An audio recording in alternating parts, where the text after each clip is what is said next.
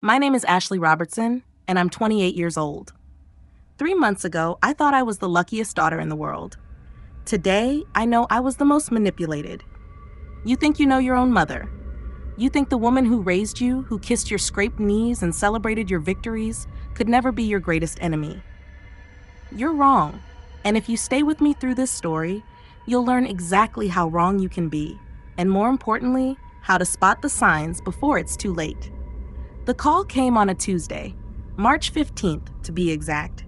The kind of Tuesday that changes everything, though you don't know it at the time. I was sitting in my corner office at Meridian Financial, watching the Seattle skyline through floor-to-ceiling windows, when my phone buzzed. "Ashley, honey, I need to see you tonight. It's important." Mom's voice carried that tremor I'd learned to recognize over the years. The one that meant either she'd had another fight with Dad, or the neighbors were being difficult again, or her book club had somehow personally offended her. I'd been trained since childhood to respond to that tremor with immediate attention and concern. "What's wrong, Mom?" "Not over the phone. Come for dinner. 7 sharp." The line went dead, no goodbye, no if you're free or when you have time, just an expectation that I would drop everything and come running. And like the perfectly programmed daughter I was, I did exactly that. I should mention that 3 days earlier, I'd received the call that was supposed to change my life. Hartwell and Associates, the premier financial consulting firm in New York, had offered me a position that would triple my salary and launch my career into the stratosphere. The kind of opportunity that comes once in a lifetime. The kind I'd been working toward for 6 years. I hadn't told Mom yet. Something had held me back, though I couldn't put my finger on what. Now I know it was instinct. The small, buried part of me that already sensed what was coming. The drive to my childhood home in Bellevue took 43 minutes through evening traffic. 43 minutes of me rehearsing how I'd share my exciting news, imagining Mom's proud smile, planning how we'd celebrate together. The naive optimism makes me sick now. She'd prepared my favorite meal, lemon herb chicken with roasted vegetables, the same dish she'd made for every birthday, every achievement, every moment she wanted to remind me how much she loved me. The dining room was set with her good china, candles flickering, the whole performance designed to soften me up. "You look tired, sweetheart," she said as I walked in. "Are you eating enough? You're working too hard." The familiar litany of concern that wasn't really concern, it was control disguised as care. Every comment designed to make me feel like I needed her guidance, her protection, her constant involvement in my life. We made small talk through the appetizer. She asked about work, about my apartment, about whether I was dating anyone new. All the questions a normal mother might ask, delivered with just enough edge to make me feel defensive, inadequate, like I was somehow failing at being an adult. Then, as I was reaching for seconds, she dropped the bomb. "I have something to tell you," she said, her voice suddenly small and fragile. "I've been putting this off, but you deserve to know." My fork froze halfway to my mouth. In that moment, I felt the familiar dread settling in my stomach. The same feeling I'd gotten as a child when she'd used that particular tone to announce another crisis that would somehow become my responsibility. "What is it, Mom?" She looked down at her hands, and I noticed they were shaking slightly. Or maybe she was making them shake. It's impossible to know now, and that's part of what makes this so insidious. When someone has been manipulating you your entire life, you can't trust your own perceptions of their behavior. "I've been having some health issues," she began. "I didn't want to worry you, but the tests came back last week, and..." She paused, letting the silence stretch until I was practically vibrating with anxiety. "And what, Mom?" "It's cancer, Ashley, ovarian cancer. Stage 2. The world tilted. Everything in that dining room, the flickering candles, the family photos on the mantle, the smell of lemon and herbs suddenly felt surreal, like I was watching someone else's life through thick glass. "What? When? How long have you known?" The questions tumbled out as my mind raced through implications. Treatment options. Time off work. How I'd need to be here for her, to help her through this. The New York job offer never even entered my conscious thoughts in that moment. But looking back, I know it was there, hovering at the edges, already being mentally discarded. "The symptoms started about 2 months ago," she said, dabbing at her eyes with her napkin. I kept hoping it was nothing, but when the pain got worse, I finally saw Dr. Richardson. He ran some tests and then referred me to an oncologist. What oncologist? What's the treatment plan? Why didn't you call me immediately? Dr. Angela Martinez at Harborview. She wants to start chemotherapy next month. Ashley, I'm scared. I'm so scared, and I don't want to do this alone. She reached across the table and grasped my hand with both of hers. Her skin felt cold, papery. When I looked into her eyes, I saw genuine fear there, or what I interpreted as genuine fear. The human mind is remarkably good at seeing what it expects to see, especially when the alternative is too horrible to consider. You won't be alone, I said automatically. I'll be here every step of the way. But your job, your life here, I can't ask you to put everything on hold for me. It was perfectly executed. The setup, the guilt, the false self-sacrifice that made it seem like she was trying to spare me when actually she was manipulating me into volunteering to sacrifice myself. I see it so clearly now. But in that moment, I felt like the most selfish daughter in the world for even thinking about my own life when she was facing something so terrifying. My job will understand, I said. Family comes first. She squeezed my hand tighter. Are you sure? I know how important your career is to you. This was the moment, the exact moment when I should have told her about New York, when a normal conversation might have included discussing how we'd handle this new reality together. Instead, something in her tone, in the way she said, your career, made the word stick in my throat. I'm sure, Mom, we'll get through this together. That night, I called my boss and requested an indefinite leave of absence.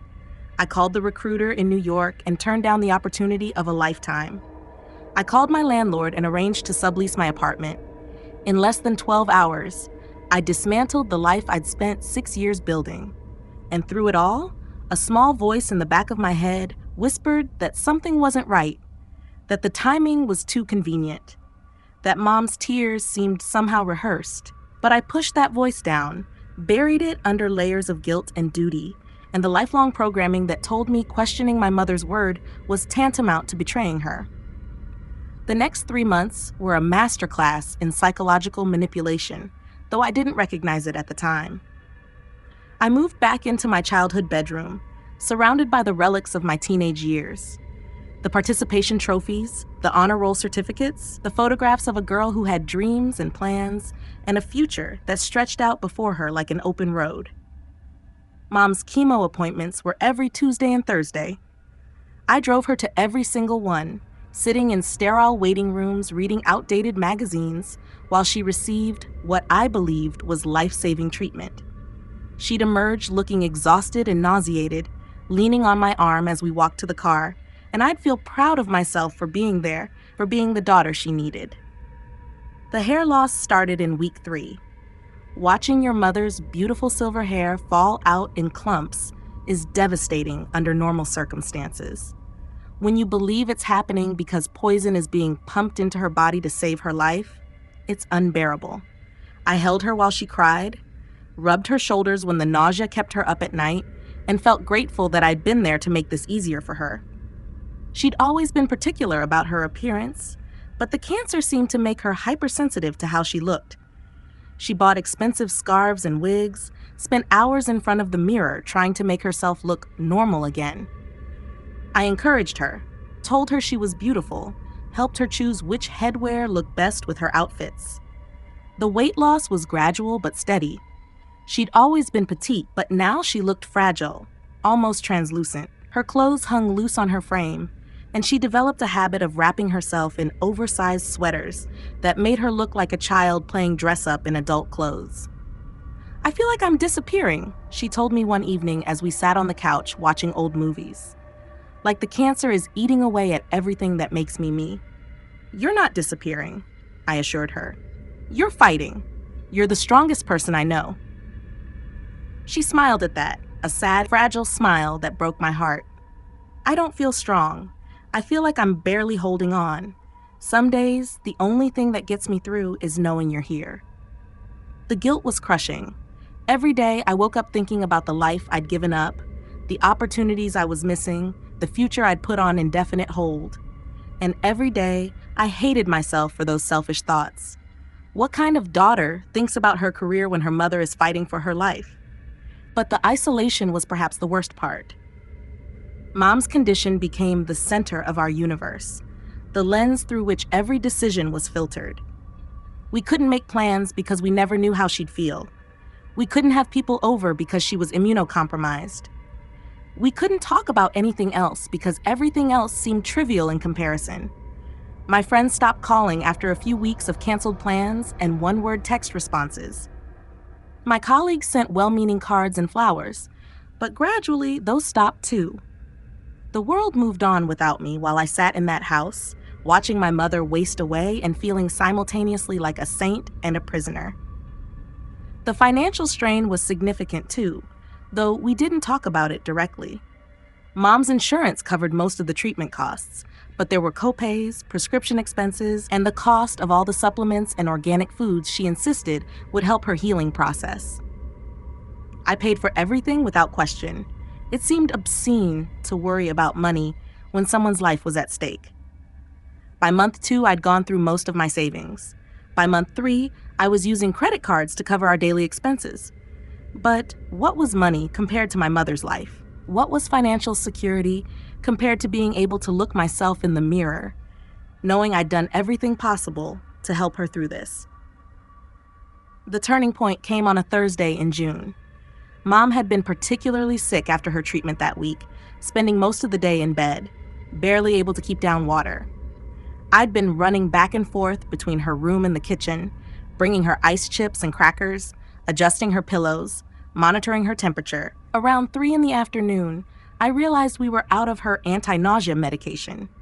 The pharmacy was a 20-minute drive, but she needed it desperately. I kissed her forehead, told her I'd be back as quickly as possible, and rushed out to get the prescription filled. The pharmacy was unusually busy, and what should have been a quick trip stretched into an hour-long ordeal. I called twice to check on her, but the calls went straight to voicemail. By the time I got home, I was in a state of near panic, imagining I'd find her collapsed on the floor or worse. Instead, I found her in the kitchen, fully dressed, looking healthier than she had in weeks. She was on the phone, actually laughing, with someone on the other end. "I have to go," she said quickly when she saw me. Ashley just got home. She hung up before I could ask who she'd been talking to. "How are you feeling?" I asked, studying her face. Her color was good, her eyes bright. She looked nothing like the woman I'd left an hour earlier. "Much better," she said. "The nausea passed about 20 minutes after you left. I think maybe the worst of this round is over." Something felt off, but I couldn't pinpoint what. Maybe it was the way she avoided eye contact, or the fact that she'd gotten dressed and done her hair when she'd barely been able to lift her head earlier. Maybe it was the guilty expression that flashed across her face when I'd walked in. "Who were you talking to?" "Oh, just Helen from book club. She called to check on me." Helen Morrison, Mom's longtime friend and fellow book club member. The explanation made sense, but something about her tone didn't ring true. There was a forced casualness to it, like she was working too hard to sound normal. That night, I lay awake thinking about the afternoon, about the dramatic difference in Mom's condition in such a short period, about the laughter I'd heard when I walked in, the kind of carefree laughter I hadn't heard from her since before the diagnosis. For the first time in 3 months, I allowed myself to think the unthinkable. What if something wasn't right here? What if the story I'd been told wasn't the whole truth? But even thinking it felt like a betrayal. What kind of person suspects their dying mother of lying about cancer? What kind of daughter questions medical documentation and doctor's appointments and physical symptoms she's witnessed with her own eyes? The kind who's been manipulated for so long that her instincts have been systematically crushed. I know now. The kind who's been trained to doubt her own perceptions and trust someone else's version of reality instead. I pushed the doubts away and went to sleep. But something had shifted that afternoon, some small crack in the perfect facade that would eventually bring the whole elaborate lie crashing down. I just didn't know it yet. The doubts started small. Tiny inconsistencies that I dismissed as quickly as they appeared, like cracks in a wall that you paint over rather than investigate. The first real red flag came 2 weeks after the kitchen incident. Mom had a chemo appointment on a Tuesday, and I'd driven her as usual. We arrived at Harborview Medical Center at 8:30 a.m. for her 9 a.m. appointment. The routine was always the same. Check in at the front desk, wait in the oncology wing, get called back for treatment. But that Tuesday, something was different. Mrs. Robertson? The receptionist looked confused as she searched her computer. I don't see you on the schedule for today. My heart jumped into my throat. Had we gotten the date wrong? Had there been a mistake with the appointment booking? That's impossible, Mom said, her voice tight with what I interpreted as anxiety. I have an appointment with Dr. Martinez at 9. The receptionist clicked through several screens, frowning. Let me call back to the oncology department and see what's happening. She picked up the phone and had a brief, quiet conversation while Mom and I exchanged worried glances. Finally, she hung up and gave us an apologetic smile. There seems to have been a scheduling error. Dr. Martinez had a family emergency and had to cancel all her appointments today. Someone should have called you this morning to reschedule. But no one called, I said. We drove all the way here. I am so sorry about that. Would you like to reschedule for later this week? Mom was quiet during this exchange, which struck me as odd.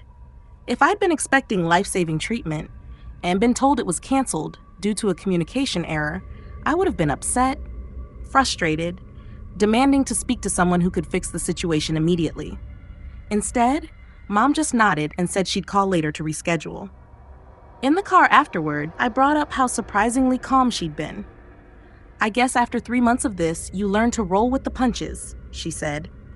Getting upset about things you can't control just wastes energy I don't have.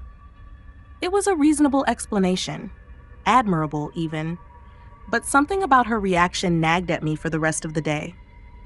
The second incident happened the following week. I'd been doing laundry and found a receipt in Mom's jeans pocket from Nordstrom. The purchase was for $247 and dated the previous Thursday, the same Thursday when she'd been so sick after chemo that she couldn't keep down water. When I asked her about it, she looked confused for a moment before her face cleared. Oh, that? Helen picked up some things for me. She has my debit card for emergencies, remember? She thought some new scarves might cheer me up. I didn't remember Mom giving Helen her debit card, but then again, there were a lot of details about her care that we hadn't discussed explicitly. And Helen had been incredibly supportive throughout this whole ordeal, calling regularly, bringing meals, offering to help with errands. Still, the timeline bothered me. If Mom had been as sick as she'd appeared on Thursday, when had she communicated with Helen about wanting to buy scarves? When had they discussed which scarves to buy, what size, what colors? But I pushed the questions away. Cancer patients deserved small luxuries. If pretty scarves made Mom feel a little better about losing her hair, then $247 was money well spent. The third incident should have been the breaking point. Would have been if I hadn't been so thoroughly conditioned to doubt my own judgment.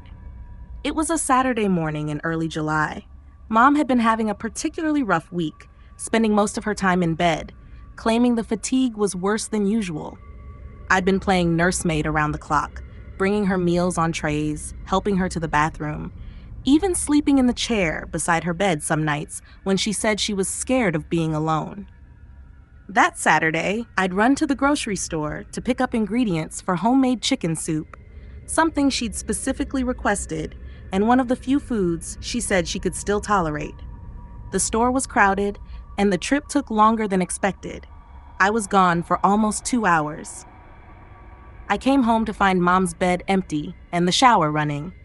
Steam was pouring out from under the bathroom door, and I could hear her actually humming, over the sound of the water. When she emerged 20 minutes later, her hair was washed and styled, her makeup was done, and she was wearing a dress I hadn't seen in months.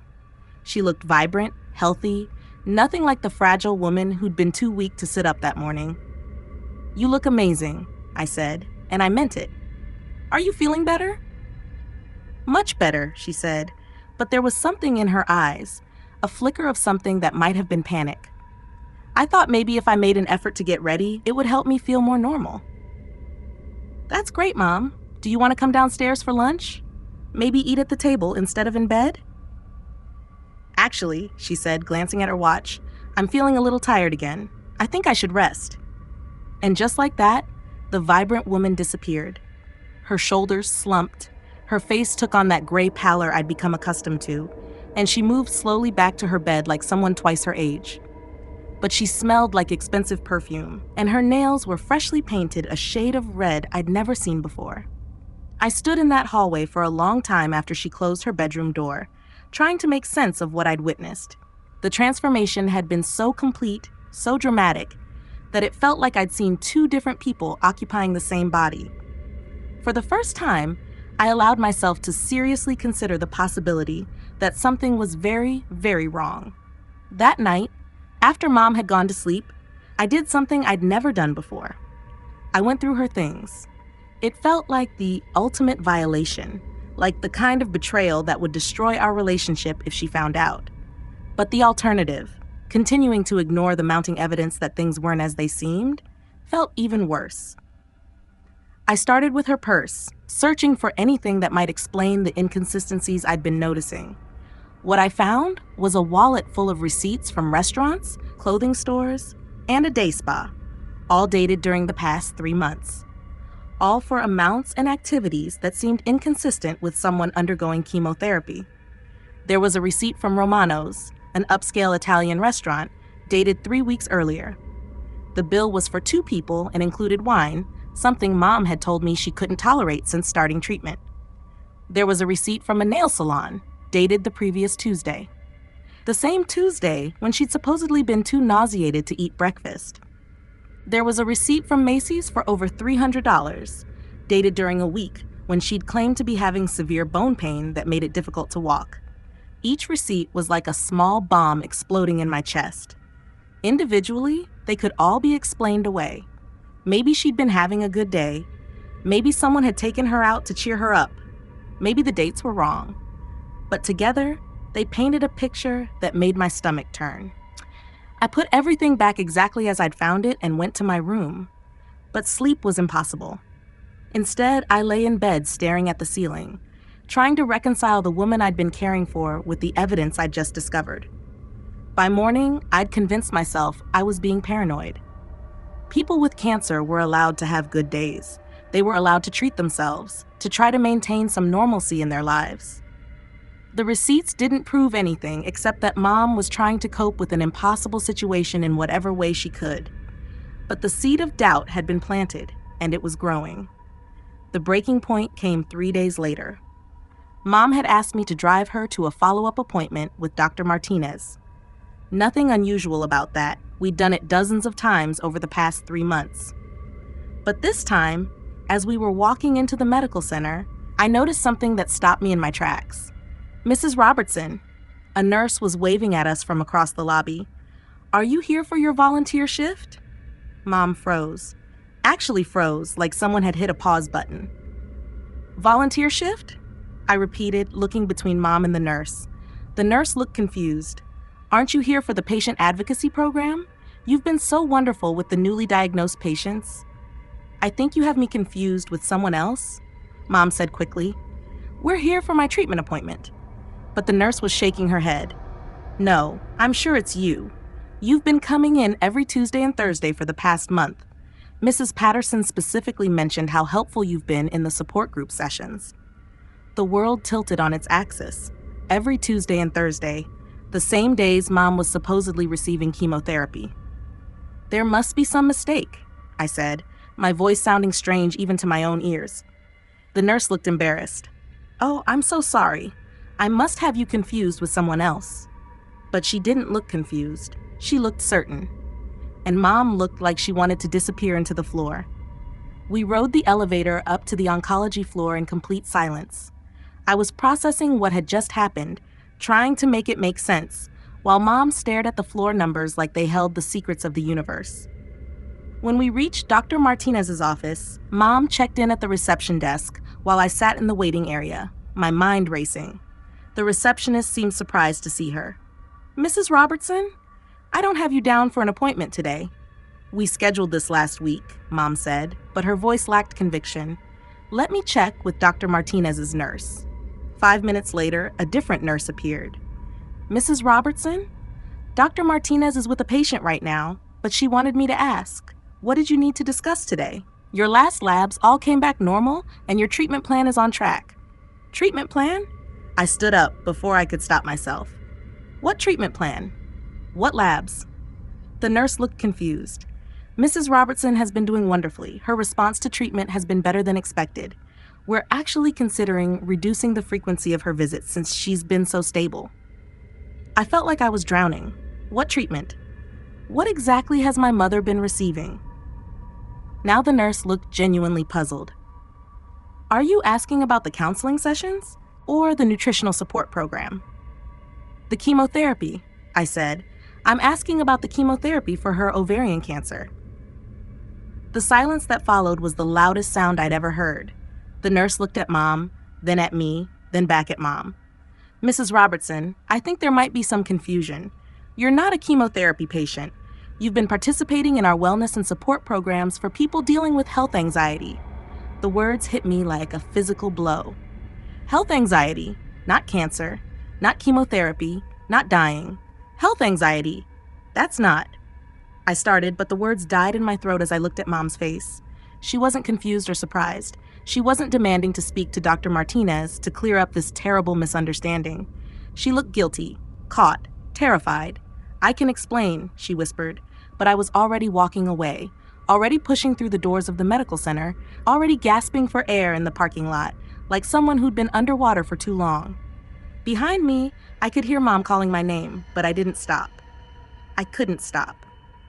Because in that moment, everything I thought I knew about the past 3 months, about my mother, about my own life, was crumbling around me. And the worst part, the part that made me want to scream until my throat was raw, was that some part of me had known all along. Some part of me had seen through the performance, had recognized the manipulation, had tried to warn me. But I'd been so well trained to ignore my own instincts, so conditioned to prioritize her feelings over my own reality, that I'd silenced that voice until it was barely a whisper. Now it was screaming. I drove home in a state of shock so complete that I'm still amazed I didn't crash the car.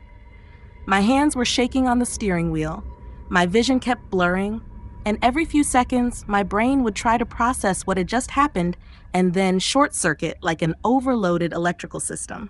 Health anxiety, support groups, wellness programs, not cancer. Never cancer. Mom had beaten me home somehow, probably called a taxi from the medical center, and she was waiting in the living room when I walked through the front door. She'd positioned herself in her favorite armchair, the one that made her look small and vulnerable, and she was holding a box of tissues like a prop. "Ashley, please let me explain." I stood in the doorway, keys still in my hand, staring at this woman who had raised me, who I thought I knew better than anyone in the world, who had just revealed herself to be a complete stranger. "Explain what, exactly?" My voice sounded disconnected, like it was coming from someone else. "Explain how you've been lying to me for 3 months? Explain how you let me give up my entire life for a disease you don't have?" "It started as a small lie," she said, and even now, even caught red-handed, she was trying to manipulate the narrative. "I really was having some health scares, some symptoms that worried me. When I went to the doctor, they said it was likely stress-related, but they wanted to run some tests to be sure. And the tests came back normal. But Ashley, I was so scared during those few weeks of waiting. I realized how alone I would be if something really was wrong with me. Your father is gone, your brother lives across the country, and you've been so busy with your career, so focused on your own life." The blame shifting was immediate and automatic. Even in confession, she was making this somehow my fault. "So you decided to lie about having cancer." I decided to explore what it would feel like to have my daughter's full attention and support, just for a little while. I thought maybe if I scared you a little bit, you'd realize how much you'd miss me if I were really gone. The casual way she said it, like she'd decided to try a new restaurant or change her hair color, made my stomach lurch. "You thought you'd scare me a little bit? Mom, I thought you were dying. I thought I was watching my mother waste away from cancer." But look how close we've become. Look how much time we've spent together. When was the last time before this that we had 3 months of just us, of really being a family? She was smiling now. actually smiling, like this had all been some elaborate bonding exercise that had worked out exactly as planned. We've become close because I thought you were dying. I was shouting now, months of suppressed emotions finally breaking through. I gave up everything, my job, my apartment, my future, because I thought my mother had cancer. And would you have done that otherwise? She asked quietly. Would you have chosen to spend time with me if I hadn't been sick? The question was like a knife between the ribs, designed to make me feel guilty for being angry, to make me question whether my fury was justified. That's not the point, isn't it? Ashley, you were about to move to New York. You were going to leave me here all alone, just like everyone else has left me. Your father left me, your brother left me, and now you were going to leave me too. How did you know about New York? The words came out as a whisper. She had the grace to look slightly ashamed. I may have listened to some of your phone calls. I was worried about you, about how stressed you seemed at work. I wanted to make sure you were okay. You spied on me. I overheard some conversations, and when I realized you were planning to move across the country without even discussing it with me, I panicked. I couldn't bear the thought of losing you too. So you decided to fake cancer. I decided to help you understand what you'd be giving up if you left. The reframing was masterful. In her mind, she wasn't the villain who had manipulated and lied. She was the victim who had been abandoned, the mother who had saved her daughter from making a terrible mistake. I sank onto the couch, suddenly exhausted. Mom, do you have any idea what you've done? Do you understand what the last 3 months have been like for me? They've been beautiful, she said earnestly. We've been closer than we've ever been. We've shared meals and movies and conversations. We've been a real family. I've been living in constant terror. I've been watching you every minute, terrified that you were going to die. I've been Googling cancer statistics and survival rates and treatment options. I've been having nightmares about planning your funeral. For the first time, her smile faltered slightly. I didn't think about that part. You didn't think about that part? What did you think about? What was the end game here, Mom? How long were you planning to keep this up? I thought maybe after a few months, I could say the treatment was working better than expected, that I was in remission. We could celebrate together, and then you'd realize how precious life is, how important family is. And you thought I'd just, what? Stay here forever? Give up my entire career to keep you company? Why not? What's so important about career success if you don't have anyone to share it with? What's the point of making money and climbing corporate ladders if you end up alone and miserable? It was then that I realized this wasn't just about preventing me from moving to New York. This was about her fundamental belief that my life should revolve around her needs, that my dreams and ambitions were selfish distractions from my real purpose, being her daughter. I need some air, I said, standing up abruptly. Where are you going? For a walk, I need to think. Ashley, please don't leave when we're in the middle of talking about this. We need to work through this together. Even now, even after everything, she was trying to control the situation, to dictate the terms of how I was allowed to react to her betrayal. No, I said, and the word felt like liberation. No, we don't need to work through this together. I need to work through this alone. I need to figure out what the hell I'm going to do now. I walked out before she could respond, before she could deploy whatever manipulation tactic came next in her playbook. The neighborhood looked different somehow as I wandered the streets I'd grown up on. The houses seemed smaller, shabbier, like I was seeing them clearly for the first time in years. Or maybe I was seeing everything clearly for the first time in years. I ended up at the park where I'd played as a child, sitting on the same swing set where Mom used to push me on Saturday afternoons. How many of those childhood memories were real, I wondered, and how many had been carefully orchestrated performances designed to bind me to her? My phone buzzed with text messages, but I ignored them. I knew they were from her, and I knew they would be perfectly crafted to make me feel guilty for walking away, to make me feel like I was abandoning her when she needed me most. Because that was her specialty, making her problems into my emergencies, her feelings into my responsibility, her needs into my obligation. As the sun began to set, I forced myself to think practically about what came next. The New York job was gone. I'd burned that bridge 3 months ago when I turned down the offer. My apartment in Seattle was subleased until the end of August. My savings were depleted. My career momentum was destroyed. In the space of one afternoon, I'd lost both the life I'd been living and the life I'd been planning to live. But for the first time in 3 months, maybe for the first time in years, I felt like I could breathe. The manipulation had been so gradual, so skillfully executed, that I hadn't even realized how suffocated I'd become. Every decision filtered through her needs, every choice weighed against her feelings, every plan scrutinized for how it might affect her. When I finally returned to the house, it was past 9 o'clock. Mom was in the kitchen, and the smell of her famous chocolate chip cookies filled the air, another manipulation tactic from the playbook of my childhood. Whenever I was upset with her, she'd bake cookies, as if sugar and nostalgia could erase whatever boundary I was trying to establish. "I made your favorites," she said without looking up from the cooling racks. "I thought we could have some tea and finish our conversation."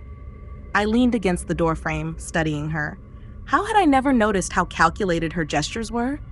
How every act of apparent selflessness was actually designed to elicit a specific response from me. "I'm going back to Seattle tomorrow," I said, her hand stilled on the cookie sheet. "Tomorrow? But Ashley, we haven't resolved anything. We need to talk about how we move forward from here." "There is no we. Moving forward, Mom. There's you dealing with the consequences of what you've done, and there's me trying to rebuild the life you convinced me to destroy." "You're being very dramatic. Yes, I made a mistake, but mistakes can be forgiven. Families work through problems together." "This wasn't a mistake. Mistakes are accidental. This was a deliberate campaign of deception that lasted 3 months. She turned to face me fully, and I saw the shift in her expression, the vulnerability mask slipping away to reveal something harder underneath. "Fine. You want me to admit it? I lied because I was desperate. I was losing you to that job, to that life in New York, and I couldn't stand the thought of being alone. So you decided to destroy my life instead. I didn't destroy your life. I saved you from making a huge mistake. Do you think you would have been happy in New York? Do you think some corporate job would have loved you the way I love you?" And there it was, the core delusion that had driven everything. In her mind, she was the only person who truly loved me, and anything that took me away from her was therefore harmful to me. My dreams, my ambitions, my desire for independence weren't legitimate needs. They were threats to be neutralized. "Mom, I need you to listen to me very carefully," I said. "What you did wasn't love. Love doesn't involve lying and manipulation. Love doesn't involve sabotaging someone's career and future. Love doesn't involve making someone live in terror for months. Everything I did because I couldn't bear to lose you. But you have lost me. Don't you see that? You've lost me completely." For the first time since this whole conversation began, she looked genuinely shocked. "Ashley, you don't mean that." "I do mean it. I can't have a relationship with someone who thinks it's acceptable to fake cancer to control my life. I can't trust someone who would go to those lengths to get what they want. But I'm your mother. That makes it worse, not better." She was crying now, but even her tears felt performative. How many times had I seen these same tears, felt this same guilt, made concessions to stop her pain that I now realized might have been manufactured? "What am I supposed to do without you?" "I don't know, Mom. That's not my problem to solve anymore." The words felt foreign coming out of my mouth.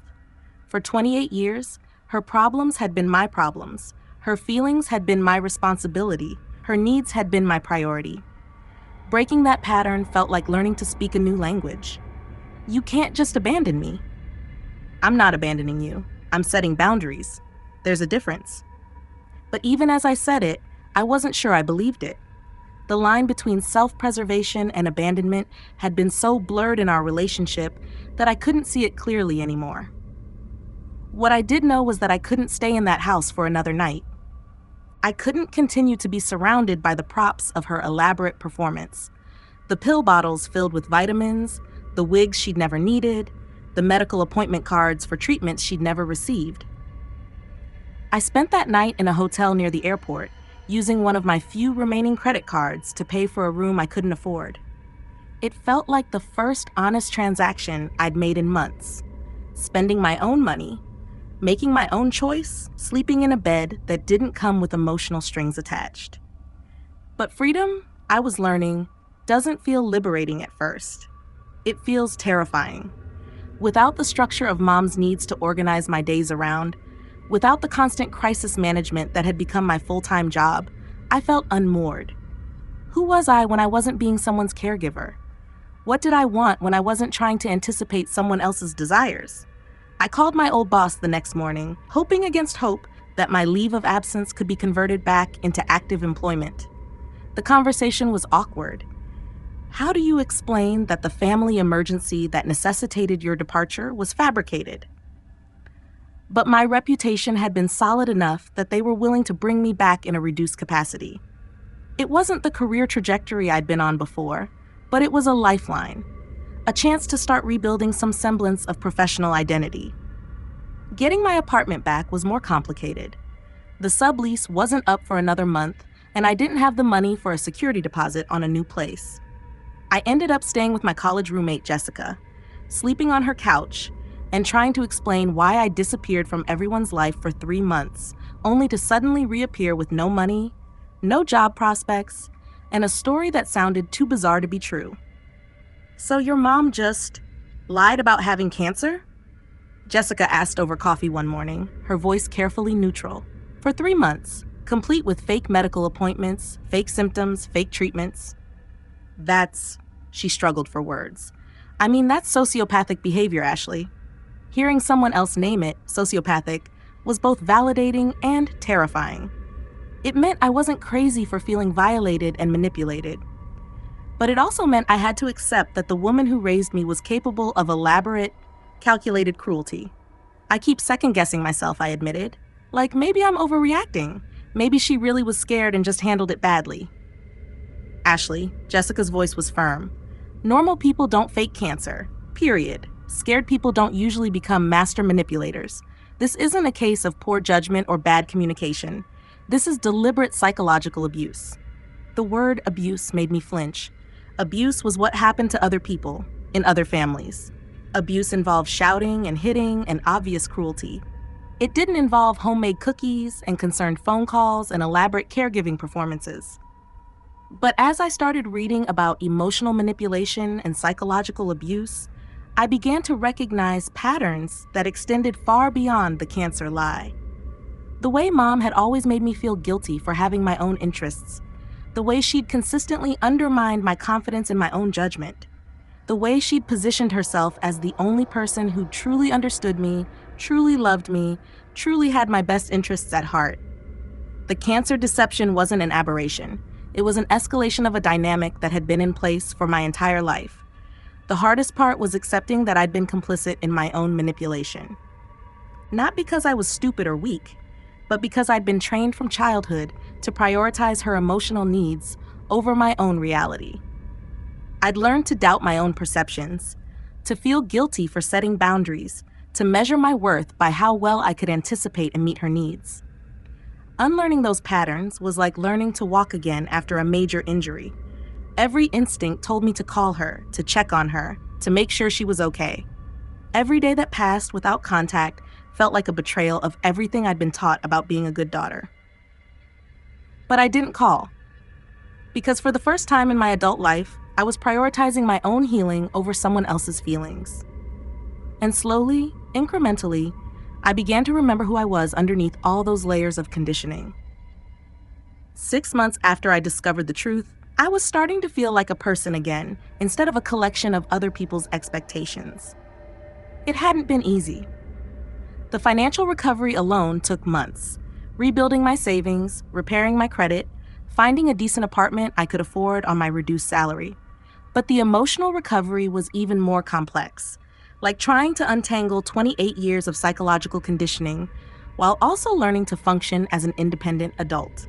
I'd started seeing a therapist, Dr. Rachel Kim, who specialized in family trauma and manipulation. The first few sessions were brutal, having to acknowledge that my entire relationship with my mother had been built on emotional blackmail and control was like grieving the death of someone who was still alive. What your mother did wasn't just about the cancer lie, Dr. Kim explained during one of our sessions. That was the culmination of a lifetime of boundary violations and emotional manipulation. She trained you from childhood to believe that your value as a person was tied to how well you could meet her needs. But she wasn't always manipulative, I protested, still clinging to the good memories. There were times when she was genuinely supportive, genuinely loving. I'm sure there were. That's what makes this kind of abuse so insidious. It's not constant. The moments of genuine warmth and support create powerful emotional bonds that make it harder to recognize the manipulation when it happens. She was right, of course. If Mom had been consistently cruel, I would have learned to protect myself years ago. But the intermittent reinforcement, periods of genuine affection mixed with episodes of guilt-tripping and control, had created a trauma bond that was incredibly difficult to break. Mom had tried to contact me dozens of times in those first few months. Phone calls that I didn't answer, emails that I deleted without reading, text messages that started out apologetic and gradually became more demanding, more accusatory, more desperate. I can't believe you're punishing me for caring too much about you. Your father would be ashamed of how you're treating me.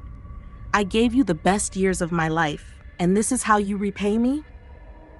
Each message was a masterclass in manipulation, designed to trigger my guilt and bring me back into the fold. But with Dr. Kim's help, I was learning to see the tactics for what they were instead of being controlled by them. The hardest message to ignore came on my birthday. Ashley, it's been 4 months since we've spoken. I know you're angry, but surely you can't mean to cut me out of your life forever. I made a mistake, a big one, but I'm still your mother. I still love you more than anyone else in this world ever will. Please call me. We can work through this together. Love, Mom. I stared at that message for an hour, feeling the familiar tug of obligation and guilt. She sounded so sad, so lonely, so genuinely remorseful. Maybe I was being too harsh. Maybe I should give her another chance. But then I remembered something Dr. Kim had told me. Remorse without changed behavior is just manipulation in disguise. Had Mom's behavior actually changed? Had she acknowledged the full scope of what she'd done, or was she still minimizing it as a mistake? Had she taken responsibility for the damage she'd caused, or was she still focused on her own feelings of abandonment? The answer was clear in the message itself. Even in her apology, she was making it about her needs, her love, her desire to work through this together, which really meant her desire to return to the dynamic where I managed her emotions and she controlled my life. I deleted the message without responding. The breakthrough came 7 months after I'd moved back to Seattle. I was having dinner with Jessica and her boyfriend Mark when he mentioned that his mother had been diagnosed with breast cancer the previous month. I'm so sorry, I said automatically. How is everyone holding up? It's been rough, he admitted. But you know what's amazing? Watching how the whole family has rallied around her. My sister flew in from Denver. My brother is handling all the insurance paperwork, and I've been driving her to appointments. It's brought us all closer together in this weird way. Something about his tone struck me. You sound almost grateful for the experience? I know that sounds terrible, but in a way I am. My mom has always been this incredibly independent, stoic person. She never asks for help, never admits when she's struggling. This situation has forced her to let us take care of her for once, and it's shown all of us how much we love each other. I felt a sharp stab of recognition, followed immediately by a wave of nausea. Mark, I said carefully, if you found out tomorrow that your mother had been lying about the cancer, how would you feel? He looked confused by the hypothetical. Lying about it? You mean if she didn't actually have cancer? Yes. I'd be furious, he said without hesitation. I mean, relieved that she wasn't sick, obviously, but absolutely furious that she'd put us all through that emotional hell for no reason. That would be unforgivable. But what if she said she did it because she wanted to feel closer to the family? What if she said she was lonely, and this was the only way she could think of to get everyone's attention? Mark's expression grew more horrified by the second. That would make it worse, not better. Using cancer, using the fear of death, to manipulate your family into spending time with you. That's not love. That's emotional terrorism. Emotional terrorism. The phrase hit me like a physical blow. That night, I called Dr. Kim for an emergency session. I think I'm starting to understand something, I told her. It's not just that what Mom did was wrong.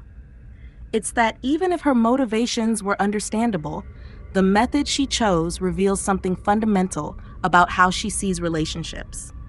What do you mean? She believed that the only way to get love and attention was through manipulation and crisis. She couldn't conceive of people choosing to spend time with her just because they enjoyed her company. She had to manufacture a situation where I had no choice but to prioritize her. And what does that tell you about how she views you? The answer was painful but clear. She doesn't see me as a person with my own legitimate needs and desires. She sees me as a resource to be managed, a source of emotional supply that belongs to her. That's a significant insight, Ashley. How does it feel to name that? Liberating and heartbreaking. It was both. Understanding the dynamics didn't make them hurt less, but it did make them less confusing. I could stop trying to figure out how to have a healthy relationship with someone who fundamentally didn't see me as a separate person with my own rights and autonomy. The final piece of healing came a year after I'd left Mom's house. I was contacted by a woman named Jennifer Walsh, who said she was a counselor at Harborview Medical Center. I hope you don't mind me reaching out, she said when I called her back. But I wanted to follow up on your mother's situation. We've had some concerns about her participation in our support programs. My stomach dropped. What kind of concerns? Well, she's been attending multiple support groups: cancer support, grief counseling, general anxiety management, and in each group, she tells a different story about her circumstances. The stories are inconsistent with each other and with her medical records. What do you mean? In the cancer support group, she talks about her recent diagnosis and treatment. In the grief counseling group, she says she's dealing with the loss of her daughter. In the anxiety group, she discusses her fears about being abandoned by family members. The blood drained from my face. She told people I was dead? Not dead exactly, but she's implied that you've moved away permanently and cut off all contact. She's been presenting herself as a bereaved mother. Even after everything, even knowing what she was capable of, this revelation shocked me. She was using our estrangement as material for her next performance, mining my decision to protect myself for sympathy from strangers. We wanted to reach out because we're concerned that she may be using our support services inappropriately, Jennifer continued. These groups are for people who are genuinely dealing with these issues. When someone attends under false pretenses, it can be harmful to the other participants. What are you going to do? We're going to have to ask her to stop attending the groups. But I wanted to check with you first. Is there anything you can tell us about her situation that might help us understand what's going on? I took a deep breath and told her everything. The fake cancer diagnosis, the elaborate deception, the way she'd manipulated me into giving up my life to care for her. Jennifer listened without interruption, occasionally asking clarifying questions. I'm so sorry you went through that, she said when I finished. What your mother did is a form of factitious disorder, deliberately creating or feigning illness for attention and emotional gain. It's more common than people realize, but that doesn't make it any less damaging to the people who are deceived. Is she going to be okay? I mean, mentally? It was the question that had been haunting me for months. Despite everything, despite the manipulation and lies and emotional terrorism, some part of me still worried about her well-being. That's not really for me to say, Jennifer replied diplomatically. But I can tell you that people who engage in this kind of behavior rarely change without intensive therapy and a genuine desire to address the underlying issues. And from what I've observed, your mother doesn't seem to recognize that her behavior is problematic. So she's probably going to keep doing this to other people. It's possible, which is why it's so important that you've maintained your boundaries. You can't save someone who doesn't want to be saved, but you can protect yourself from being victimized again. After I hung up, I sat in my apartment for a long time, processing this new information. Mom hadn't learned anything from our confrontation. She hadn't gained insight into her behavior or sought help for whatever underlying issues drove her to such extreme manipulation. Instead, she'd simply found new audiences for her performances. It was the final confirmation I needed that going no contact had been the right decision. This wasn't someone who had made a mistake and was working to change. This was someone who saw manipulation as a legitimate way to get her needs met and who would continue to exploit anyone who let her. But strangely, instead of feeling devastated by this realization, I felt a profound sense of peace. For the first time in my adult life, I wasn't responsible for managing someone else's emotions. I wasn't walking on eggshells, trying to anticipate and prevent someone else's meltdowns. I wasn't sacrificing my own needs and desires to keep someone else happy. I was free. That freedom had come at a cost. The loss of the mother I'd thought I had, the destruction of the family dynamic I'd been raised to maintain, the painful recognition that love had been weaponized against me for most of my life. But it had also given me something invaluable, the chance to discover who I actually was when I wasn't performing the role of the perfect daughter. I was stronger than I thought, more resilient, more capable of independent thought and decision-making. I had interests and opinions and dreams that had nothing to do with anyone else's approval or disapproval. I started dating again, something I'd barely done in my 20s because Mom had made me feel guilty about neglecting her whenever I spent time with romantic interests. I took a photography class and discovered a passion I'd never known I had. I traveled to places Mom had always dismissed as too dangerous or too expensive or too far from family. Most importantly, I learned to trust my own judgment, to recognize red flags in relationships, to set boundaries without feeling guilty, to prioritize my own well-being without considering it selfish. The woman who had faked cancer to control my life had inadvertently given me the greatest gift possible, the knowledge that I was strong enough to survive anything, including the loss of her. 2 years after I'd walked out of that medical center, I received one final message from Mom. It was my birthday again, and the text was shorter this time. "Happy birthday, Ashley. I hope you're well. I love you." No guilt tripping, no demands for contact, no manipulation tactics, just a simple acknowledgement of my birthday and an expression of love. For a moment, I wondered if she'd finally gotten help, if she'd gained some insight into her behavior and was trying to make amends. But then I remembered what Dr. Kim had taught me. Your response to someone's outreach shouldn't be based on what you hope it means, but on what you know about their patterns of behavior. Mom's pattern was manipulation. Even when it looked like genuine remorse or change, it was usually just a new strategy to achieve the same goal, regaining control over my life. I deleted the message without responding. But this time, I didn't feel guilty about it. I didn't spend hours analyzing whether I was being too harsh or missing an opportunity for reconciliation. I felt nothing but peace, because I'd finally learned the most important lesson of all. I didn't owe anyone access to my life, not even the person who gave me life. Especially not someone who had repeatedly proven that they would use that access to cause me harm. That evening, I called Jessica to make plans for celebrating my birthday. We decided on dinner at a new restaurant downtown, followed by a concert at the Symphony Hall, 2 things Mom would have dismissed as pretentious and a waste of money. As I got ready for the evening, I caught sight of myself in the mirror and barely recognized the person looking back at me. Gone was the anxious, guilt-ridden woman who had sacrificed her dreams to care for someone else. In her place was someone confident, purposeful, genuinely happy. Someone who had learned that the most radical act of self-love is sometimes the simple decision to walk away from people who diminish your light. The phone rang as I was putting on my coat.